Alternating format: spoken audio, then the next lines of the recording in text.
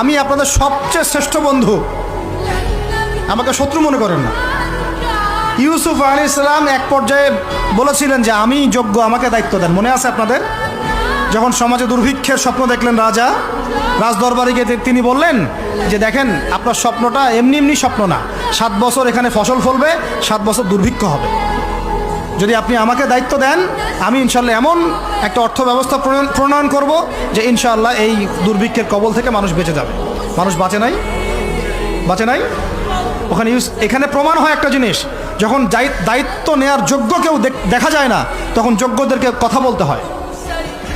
যোগ্যদেরকে কি করতে হয়? কথা বলতে হয়। এখন দায়িত্ব দেখতেছেন না কাদের হাতে? একটা লোক, যে ব্যক্তি আল্লাহর অস্তিত্বেই বিশ্বাস করে না, সে কিতাব লিখতেছে, ওই কিতাব আমাদের সন্তান পড়তেছে। আমি নাম মেনশন করতে চাচ্ছি না।